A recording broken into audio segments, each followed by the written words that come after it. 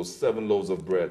And what I love about my Jesus is that when he moves upon the little and he works up with your faith, he makes the impossible things possible. He fed the 4,000 people, and the Bible said that there was an overflow. There is always an overflow when you take what you have and put it in the hand of God. There's an Old Testament story that, if you remember, the woman with the cruse of oil. Yes. That little cruse of oil, when the prophet spoke. Now, Jesus is a prophet of prophets. Yes. When the prophet spoke to the woman and say, gather all the vessels that you can get, the oil did not cease until the last vessel was full. That's what faith ought to be with us. When God speaks into our life, we move. Yes. And as we step out, provision comes. But we have to step. Certainly. If we stay stagnant, if we stay in one place, it will not flow like that. There's a scripture in Romans chapter 4. Romans 4:17 says, we serve a God that speaks things that be not as though they were. Yes. We have to begin to speak what we believe. We've got to live out what we believe. We have to be confident in this God that he will take us from nothing and bring us into greatness. So, Pastor Watson, you are, you've gone to Rhema, you've lived in New York. At some point, God says, go back to Jamaica. Do you laugh at God? You know, some of my friends said if they were given the same command that I was, they wouldn't be here. But I'll tell you what happened. In 1999, in the middle of the year, I decided I wanted to go on vacation. Mm-hmm. We had started a company in Tulsa, and we were serving the federal government and some municipalities there. Actually, we had business clients across the tri-state area, Texas, Oklahoma, and Missouri. Yes. And we were doing well, but I decided to go on vacation. And so we came to Jamaica, came to Montego Bay. When we were coming in, the aircraft, now I had not been to Jamaica in over 30 years. The aircraft is coming into the harbor, and I'm looking down and I'm seeing the hillside, and I literally hear the voice of God rise inside of me, and he said, welcome home. Now, I had never been back to Jamaica. Jamaica was the farthest thing from my mind as a place of residence or a home. Mm-hmm. My hometown was New York City, growing up there. And when I heard that, something changed. There was a shift in my spirit and a recognition that this was the place that was going to be my destiny. I went back home after the 7 days that I was here in Jamaica. And I was sitting in front of the television one night getting ready to go to Bible study. I was teaching that night. And the Spirit of God spoke to my heart and said, I was watching TV, and he said, I have called you to that place. And coincidentally, Benny Hinn was in Heroes Park preaching. Whoa. And for a week after that, the compassion for Jamaica just came upon me.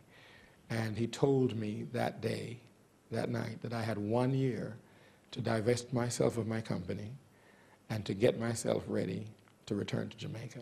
And a year to the day, I was in Discovery Bay living. Whoa. Oh, was it as a man of God, I'm sure you were teaching and preaching at that time. Mm-hmm. Did it feel strange to say, okay, Lord, if you say I'm gonna follow you, Lord? Was it easy? Was it that easy? Yes, Lord. To tell you the truth, if I thought about it, I wouldn't do it. There was as if there was a sphere of faith, like the gift of faith. Yes. There was a sphere of faith that I was walking in for that period of time, for that year, that nothing, no negative issue, no question, no logical thought process stopped me or even engaged me to slow down or shut down what was going on. I began to get the company sold. I began to get my home sold, to get things packaged and packed for shipping to Jamaica. These kinds of things just progressed, 1, 2, 3. After I came to Jamaica, I started to think about what I did. Mm-hmm. And then those things, came to my mind. Yes. But to be frank with you, I just believed God at that point. I had been in Oklahoma for about 10 years at that point. I'd been through Rhema, And I think God had now prepared us to move. He had really prepared me to move on to our destiny, Yeah. to that horizon that, Jeremiah speaks about. I didn't really think about it. But when we came here, and as a matter of fact, I will tell you this, I knew nobody in Jamaica. Whoa. I didn't have any connections. I just came to Jamaica. I ended up coming on a mission trip with a group and, meeting some people, but I really didn't know anybody. And so we had this condo down in Discovery Bay, and we prayed every day, to the point that one night I felt so frustrated. I got on my back, and I was looking at the ceiling, and I was saying, God, what am I doing here? Where am I going to have a church? Where am I going to have a ministry? What's going on? Then I had a call from some pastors in Montego Bay, and they took me out because another friend of ours, a mutual friend in the U.S., called them and told them I was here. That night showed me how God cared for me. It was storming, absolutely storming. They drove from Montego Bay. The young man that drove, he came through the rain, he picked me up, he took me down to Jamaica Grand for a dinner that they were having, took me back home. And God spoke to me that night, no matter how stormy it might be, no matter how dark it might be, I'm in it. I'm in it for you, and I will carry you to the place that you need to be. I will bring the place. I will bring the vehicle for you. I will bring the provision for you. And I've never forgotten that night.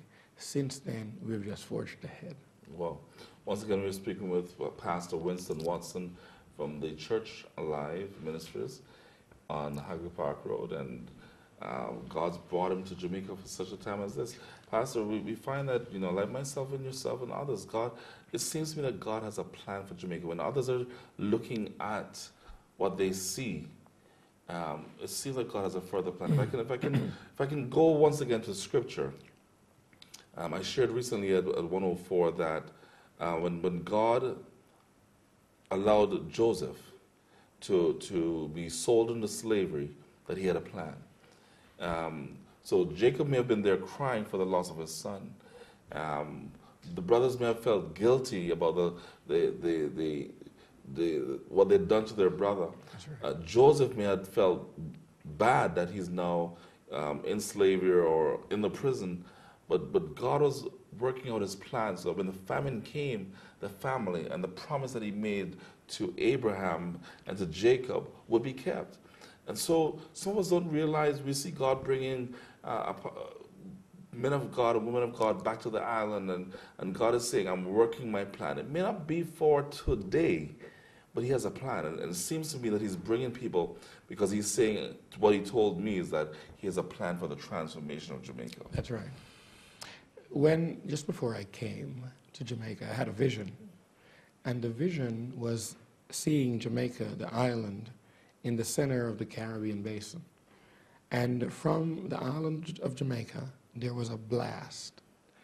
And the blast was like a mushroom blast of a nuclear explosion. And you could see the clouds just going out and expanding. And it began to engulf every island in the Caribbean. It started to saturate South America and even North America. Because I do believe, and even Kenneth Copeland, he actually prophesied over this part of our world, that this part of our world would be, in the end time, would be a key place that the release of God's power would be manifest. And men and women would want to know, who is this God that is so powerful in this island nation? It's not by chance that we hear One Love. It's not by chance that no matter where you go in the world, there's a Jamaican. It's not by chance that no matter where you go, everybody knows Jamaica. Everybody recognizes the Jamaican colors and the Jamaican flag. God has set the stage for some uniquely powerful things to happen through this island. Yes. And I believe it. This island is being awakened to the power of God. I think in no parallel terms I think has ever happened in the world, that an island nation, an island of the sea, as the scripture speaks about it, an island of the sea will be a place where the glory of God resides in such a great and awesome way. Totally amazing. So how does the ministry get started once you settle in? I was in Discovery Bay, didn't know anything about where to start church or anything like that. And actually, I was running out of money because the company that I sold, the guys disappeared, and they reneged on the contract. And so I had a choice to make to either stay here. So now I'm here, I am receiving no funds, and a friend of mine invited me, because as a computer person, I was able to work in computers, do a lot of work with accounting, products, and so on.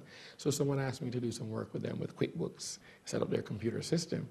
And I ended up driving through Kingston to go to this client. In Kingston, on Washington Boulevard, the Lord spoke to me and asked me, would you start a church in Kingston? Now, as far as I was concerned, Kingston was not the ideal place because of all the newspaper articles that I had been reading. But he asked the question. When he asked that, there was a young man I'd met who was a pastor in New York. When I got home, there was an answering machine message, a voice message, and the person asked me, what about Kingston? Do you think, Pastor, you'd want to start a church in Kingston? And if you would, I would help you. Amazing. God just brought two things together. He spoke to me in Kingston on the road, and then he spoke to this pastor in New York. He does nothing by chance, and he always sets up his word. That's right. He wants